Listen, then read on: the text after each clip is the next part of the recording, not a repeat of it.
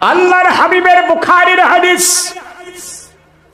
বুখারী মুসলিমের হাদিস।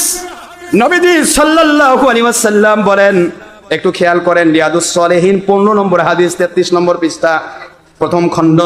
আপনি খুললেই পাবেন বুখারী মুসলিমের হাদিস কোটেশন। আল্লাহর হাবিব বলেন, মরুভূমির বিশাল প্রান্তরে দীর্ঘদিনের যাত্রা করার জন্য একজন ব্যক্তি তার রসদ, তার সামানা, তার যাবতীয় কাজগুলি সবকিছু, সামালপত্র, টাকা পয়সা, তারপরে খাবার দাবার, পানি যত আছে সব উট বোঝাই করে নিল। কয়েক মাসের জন্য রাস্তা পেরিয়ে মরুভূমি পার হতে হবে। মরুভূমিতে কোনো প্রকার খাবারের ব্যবস্থা নাই, কোথাও পানিও পাওয়া যায় না, কোথাও খাবার পাওয়া যায় না। এমনই রসদপত্র ভরা উট নিয়ে একটা মান্দা যখন মরুভূমিতে পাড়ি দেয়, এই সময় ওই লোকটা যদি হঠাৎ করে দেখে উটটা তার সম্পদ সহ পরিপূর্ণ হেরে গেছে, খুঁজে পাচ্ছে না, এই সময়ে ওই উটালা যেরকম দিশেহারা হয়, কষ্ট পায়। তোমাদের আল্লাহর কথা শোনো, তোমাদের নবীর কথা শোনো। নবীর কোন উম্মত, কোন পীর সাহেব ওলি আউলিয়ার কোন মুরিদ অথবা আল্লাহ রব্বুল আলামিনের কোন খাঁটি বান্দা যখন সঠিক রাস্তা থেকে বের হয়ে বাতিল পথে চলে যায়, ওই মরুভূমিতে উট হারানো লোকটার চাইতে বেশি কষ্ট পায়। উট হেরে গেল, সমস্ত উটগুলি হেরে গেছে। কয়েক মাসের যাত্রা মরুভূমির মাঝখানে কি খাবে সে? এদিকেও আসতে পারছে না, ওদিকেও যেতে পারছে না। বাড়ির দিকে আসতে গেলেও ক্ষুধা তৃষ্ণায় মরে যেতে হবে, গন্তব্যস্থলে পৌঁছতে গেলেও ক্ষুধা তৃষ্ণায় মরে যেতে হবে। মাঝখানে মাস পথ, যত খাবার ছিল সবই ছিল উটের ভিতরে, সেই উটটি হেরে গেল।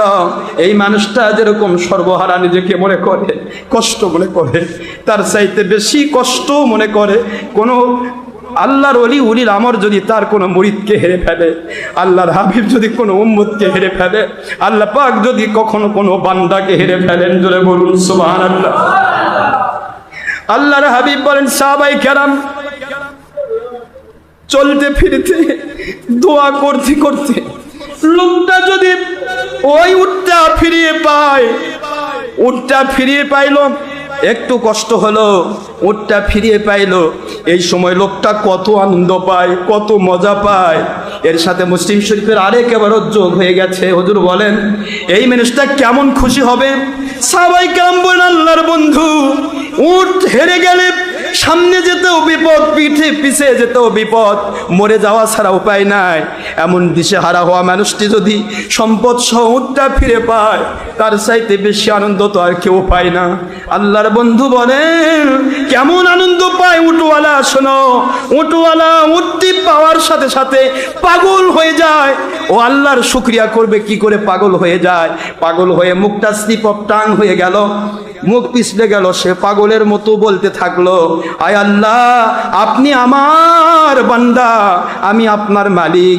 এই কথা বলল, কিন্তু সে তো বুঝেই নাই আল্লাহ হলো তার মালিক আর সে হলো আল্লাহর বান্দা। আসলে সে বলতে চেয়েছে আল্লাহই তার মালিক আর সে আল্লাহর বান্দা। খুশির তারও নাই, তার ভুল হয়ে গেছে, স্লিপ অফ টাং হয়ে গেছে। আল্লাহকে বলতেছে আপনি আমার বান্দা আর আমি আপনার আল্লাহ, আল্লাহ আপনার, আমি আপনার মালিক। এই কথা বলার পরেও আমার মালিক না খুশি হন না।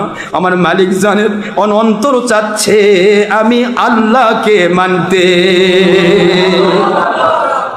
ও ভুল করেছে, মানুষের তো ভুল হবেই, স্লিপ অফ টাং হয়েছে, কিন্তু তো ভুল করেছে, এটা তো ভুল, মুখ দিয়ে বের হয়েছে বলে সে কাফের হবে না। সে আল্লাহকে বান্দা বানাইছে, বান্দাকে আল্লাহ বানাইছে, এইটা এত বড় শিরক কুফরি। তারপরও আল্লাহ বলেন আমি না খুশি হব না, কারণ ও তো আনন্দের আতিশয্যে আমার শুকরিয়া করার জন্যই কথাটা বলেছে। কথাটা উলট পালট হয়ে গেছে, এত আনন্দিত সে হয়েছে। আল্লাহর বন্ধু বলে, শোনো, ওই দিশেহারা মানুষটি পিছের দিকে গেলেও মরণ, সামনের দিকে গেলেও মরণ, মাঝখানে সাহায্যকারী কেউ নাই, খাবার দাবার সব হেরে গেছে। এই হারানো উটটা ফিরে পাওয়ার পর ওই মানুষটা যত আনন্দ লাভ করে, একজন সত্যিকারের পীর সাহেব বলি আউলিয়া উলিল আমর তার হারানো মুরিদকে পেলে তার চেয়ে বেশি খুশি হয়ে যায়। একজন সত্যিকারের নবী রাসূল তার হারানো বিপথে যাওয়া একজন উম্মতকে ফিরে পাইলে তার চেয়ে বেশি খুশি হন। ওই হারানো উট খুঁজে পাওয়া মানুষটা যত খুশি হয়, আল্লাহর জমিনে আল্লাহ পাকের বান্দা কেউ সঠিক রাস্তা থেকে দূরে সরে যাওয়ার পর আবার যখন তওবা করে সঠিক রাস্তায় চলে আসে, ওই হারানো উট পাওয়া, উটকে ফিরে পাওয়া মানুষটি যত খুশি হয় তার চাইতে বেশি খুশি হন আমার আল্লাহ।